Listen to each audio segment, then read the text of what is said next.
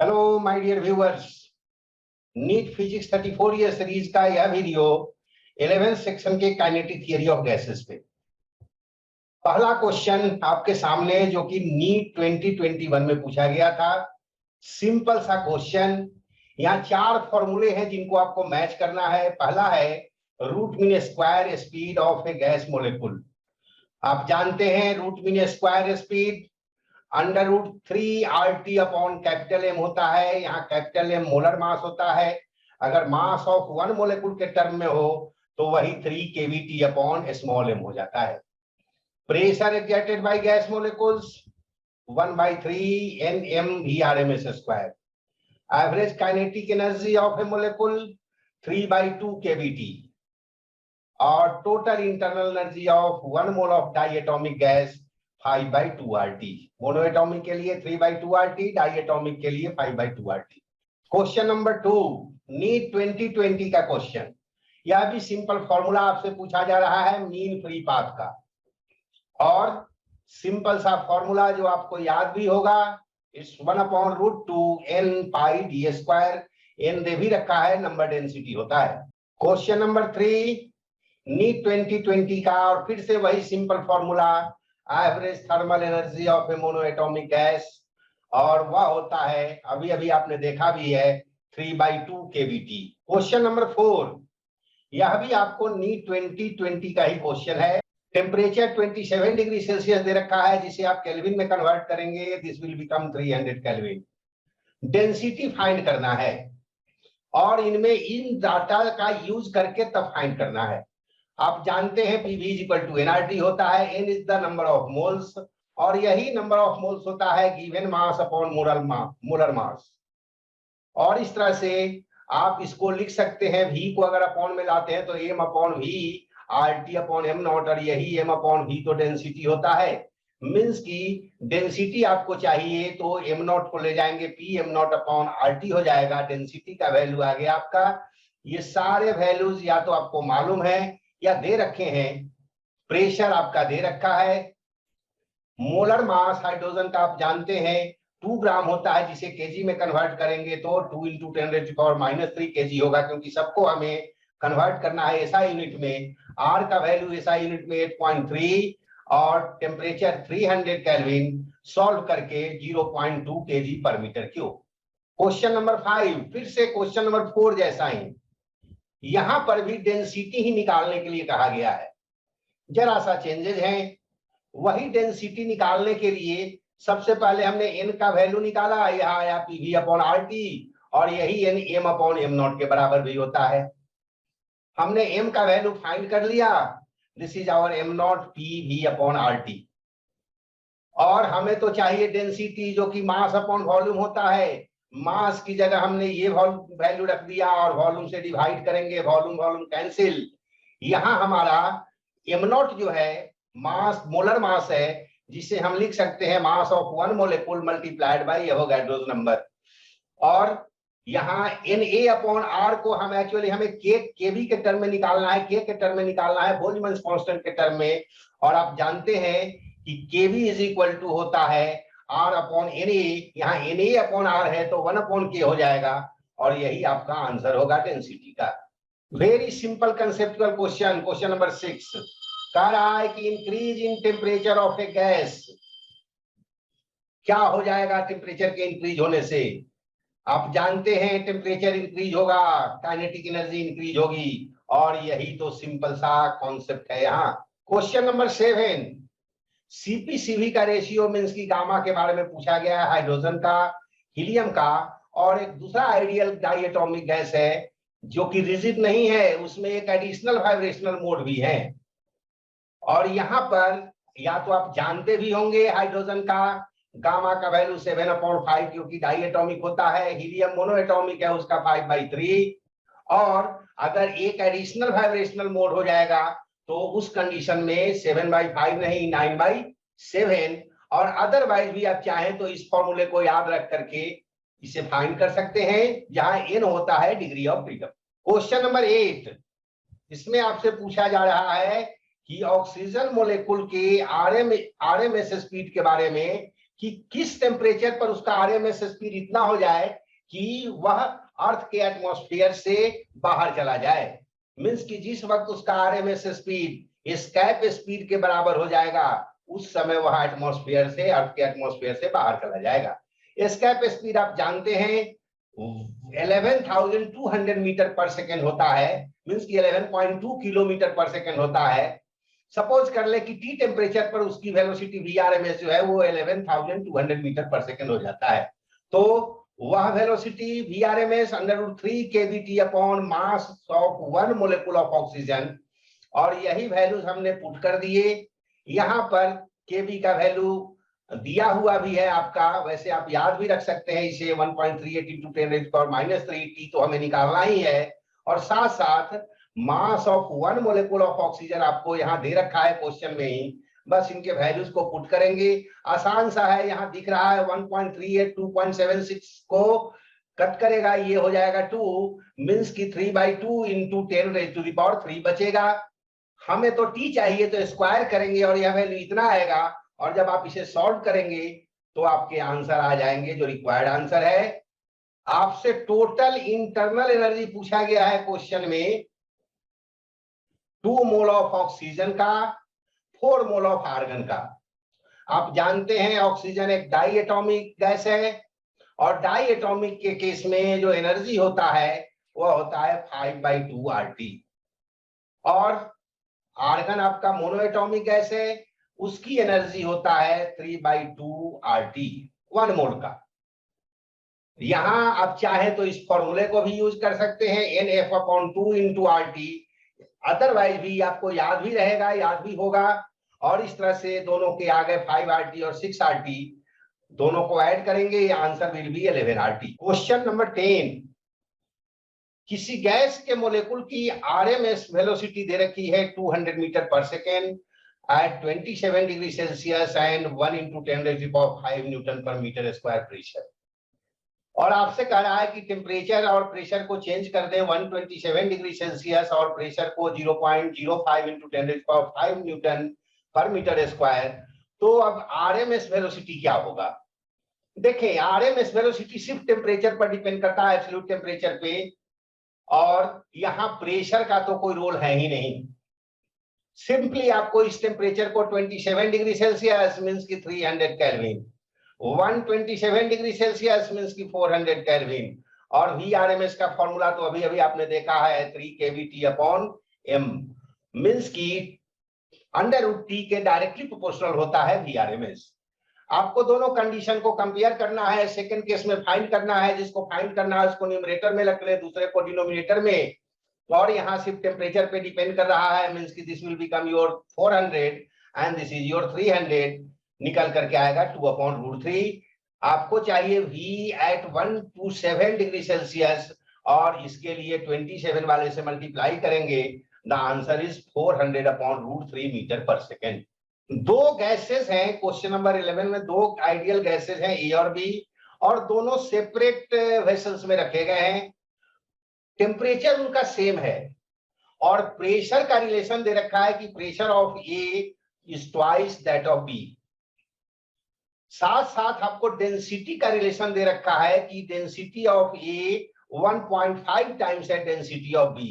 आपको molecular weight of A and B calculate, इनका ratio calculate करना है। सबसे पहले तो हम मोलेकुलर वेट के लिए फॉर्मूला डिराइव कर लेंगे, जो कि आप जानते हैं PV = देखें, मोलेकुलर वेट चाहिए तो 1 मोल का जो वेट होता है वही मोलेकुलर वेट होता है।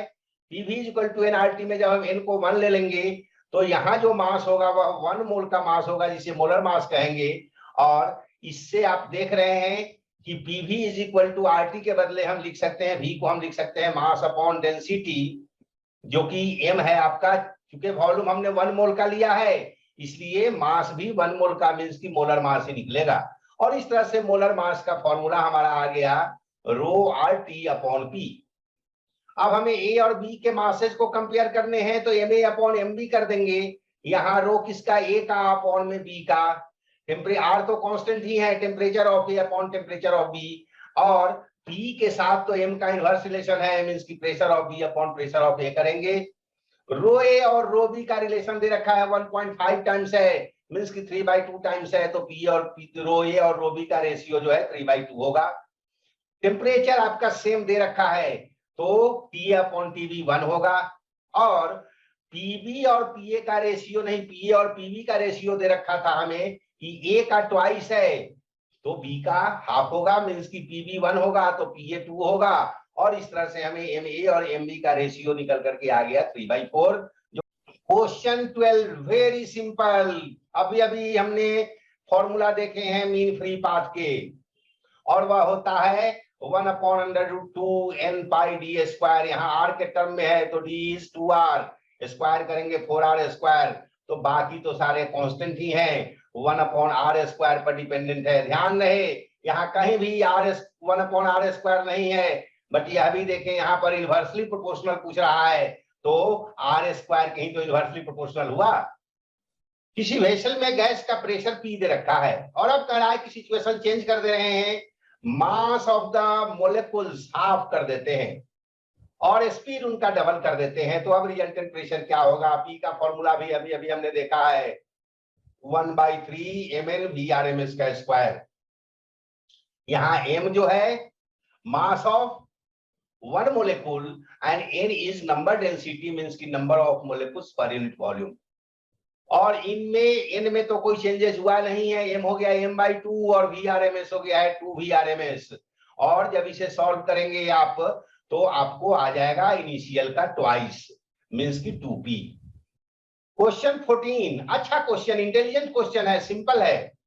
सीपी और सीवी के बारे में दे रखा है कि यह स्पेसिफिक हीट कैपेसिटी तो है लेकिन पर यूनिट मास है, और आप जानते हैं सीपी और सीवी जिसको आप मोलर स्पेसिफिक हीट कैपेसिटी कहते हैं, वह 1 मोल का मास होता है।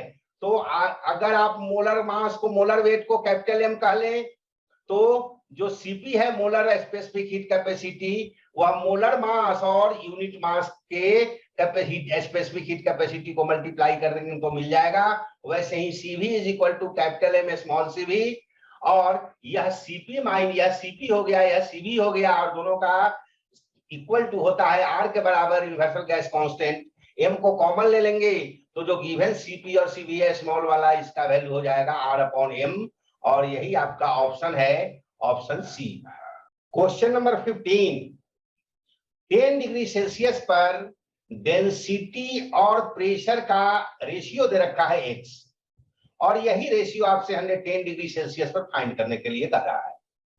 तो सबसे पहले तो हमने देखा कि x है क्या, डेंसिटी और प्रेशर का रेशियो, मींस की रो अपॉन पी है, और इसी डेंसिटी को आप लिख सकते हैं मास अपॉन वॉल्यूम, और यहां पर v और p जो है इसको आप लिख सकते हैं nRT, मींस की यह x आपका m/nRT के बराबर हो गया, जिसमें m constant, n constant, r तो यूनिवर्सल गैस कांस्टेंट है ही, मींस की x और t का प्रोडक्ट कांस्टेंट होगा। तो फर्स्ट कंडीशन में भी x और t का प्रोडक्ट, सेकंड कंडीशन में भी x और t का प्रोडक्ट दोनों इक्वल होंगे।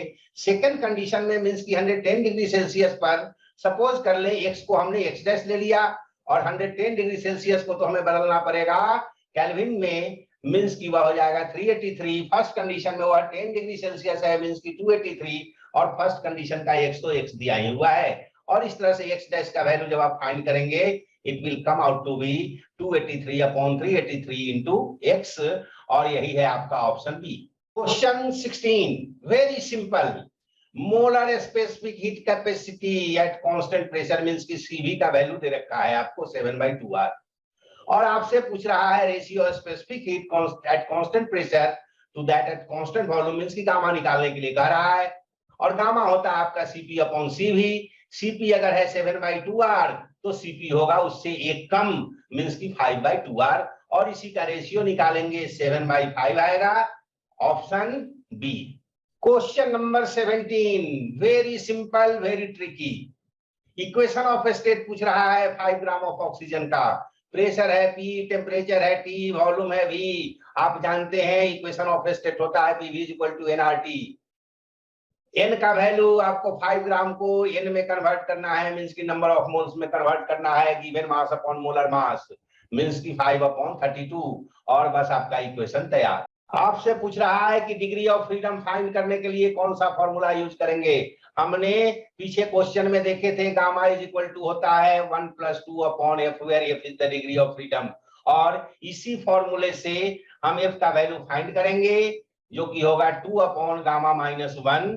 Question number 19 purely conceptual question, degree of freedom of try atomic gas. चूंकि यहाँ पर गैस के वाइब्रेशनल मोड के बारे में नहीं कहा गया है, वाइब्रेशनल मोड आपको हमेशा अलग से बताया गया रहता है क्योंकि वो फिक्स नहीं होता, तो ये नहीं है, तो हम सिर्फ और सिर्फ कंसीडर करेंगे ट्रांसलेशनल और रोटेशनल, और डाई एटॉमिक में नहीं, लेकिन ट्राई एटॉमिक या पॉली एटॉमिक के केसेस में हमेशा 3 ट्रांसलेशनल और 3 रोटेशनल ही होते हैं। क्वेश्चन नंबर 20 में आपसे क्रिटिकल टेम्परेचर का फॉर्मूला पूछ रहा है in terms of van der Waals equations, constants A and B, और ये तो आपको याद रखना पड़ेगा, TC = 8/27 A/RB। Question number 21 very simple, 0 kelvin पे कौन सी प्रॉपर्टी गैस की नहीं हो रहेगी, मींस की 0 हो जाएगी। 0 केल्विन पे टेम्परेचर अगर 0 तो काइनेटिक एनर्जी 0, मींस की कोई भी काइनेटिक एनर्जी नहीं रह जाएगा। Very simple question, number of translational degree of freedom for diatomic gas. Translational degree of freedom तो चाहे मोनो एटॉमिक हो, डाई एटॉमिक हो, ट्राई एटॉमिक हो, पॉली एटॉमिक हो, सबके लिए 3 ही होता है। गैस के लिए इक्वेशन दे रखा है R/CV = 0.67, और आपसे गैस के नेचर के बारे में पूछा गया है। आप जानते हैं R जो होता है Cp - Cv होता है, Cp/Cv जब करेंगे तो गामा और Cv/Cv मींस की 1, मींस की गामा -1 = 0.67, तो गामा का वैल्यू होगा 1.67 मींस की 5/3, और यह गामा होता है मोनोएटॉमिक गैस के लिए। So your answer is C. Question number 24 लंबा चौड़ा क्वेश्चन देखने में है, लेकिन है इसमें कुछ भी नहीं। गैस के अलग अलग कंटेनर में जो प्रेशर है, जिस तीनों के 3 कंटेनर हैं, तीनों के वॉल्यूम सेम है, लेकिन और एक में गैस है M1 मास वाला, एक में है M2 मास वाला, एक में है M3 मास वाला, एक का प्रेशर P1, दूसरे का P2, तीसरे का P3। अब तीनों को अगर एक ही वेसल में रख देंगे तो उसका प्रेशर क्या होगा मिक्सचर का, और आपने Dalton's law of partial pressure पर रखा है जो कि होता है P = P1 + P2 + P3।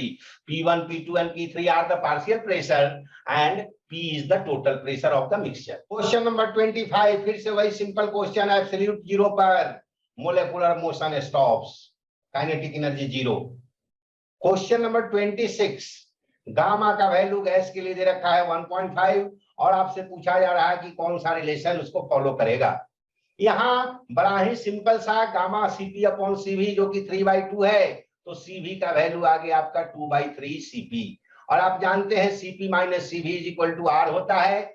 J आपको कंफ्यूज करा सकता है, बिल्कुल कंफ्यूज नहीं करना है, यह J आपका कन्वर्जन फैक्टर होता है जूल को कैलोरी में कन्वर्ट करने के लिए, और यही काम यहाँ सिर्फ किया गया है, बाकी कोई चेंजेस नहीं हुए। Cp को Cp रहने दें, Cv की जगह यह वैल्यू रख दें, और इस तरह से सॉल्व करके आपका Cp = आ जाएगा 3R/J, और ऑप्शन है आपका B. Very simple conceptual question, question number 27 कह रहा है कि पॉली एटॉमिक गैस के n डिग्रीज ऑफ फ्रीडम है, तो मीन एनर्जी पर मोलेकुल क्या होगा। आप जानते हैं कि 1 डिग्री ऑफ फ्रीडम की एनर्जी, मीन एनर्जी होती है ½ kT, ½ kT, और n है डिग्री ऑफ फ्रीडम तो n टाइम्स हो जाएगा, मींस की ½ n kT हो जाएगा। यही है आपका ऑप्शन नंबर सी। फिर से सिंपल कंसेप्चुअल क्वेश्चन कह रहा है कि वॉल्यूम अगर कांस्टेंट रहे और टेम्परेचर को इंक्रीज करें तो क्या होगा। टेम्परेचर इंक्रीज करेंगे, एनर्जी इंक्रीज होगी, एनर्जी इंक्रीज होगी तो उनकी काइनेटिक एनर्जी इंक्रीज होगी, मींस कि उनके नंबर ऑफ कोलिजन्स जो हैं वो इंक्रीज होंगे, और यही आपका ऑप्शन बी है, number of collision per unit time will increase. Question number 29 यह भी प्योरली कंसेप्चुअल क्वेश्चन, 2 कंटेनर है ए और बी, और उनमें पार्टली फिल है वाटर और बंद कर रखे हैं, क्लोज है। ए और बी के वॉल्यूम का रिलेशन दे रखा है, और साथ साथ उनके अमाउंट ऑफ वाटर का रिलेशन भी दे रखा है, लेकिन टेम्परेचर कह रहा है कि सेम है दोनों के, और वाटर वेपर का क्या रेशियो होगा यह आपसे पूछ रहा है। चूंकि टेम्परेचर सेम है तो यह वाटर वेपर जो है वह टेम्परेचर पे ही डिपेंड करता है। वह अगर सेम है तो दोनों के लिए वाटर वेपर का रेशियो भी सेम रहेगा। मींस की your answer is B. And this is the last question. Next video from 11th section will cover oscillations. Till then, goodbye, all the best.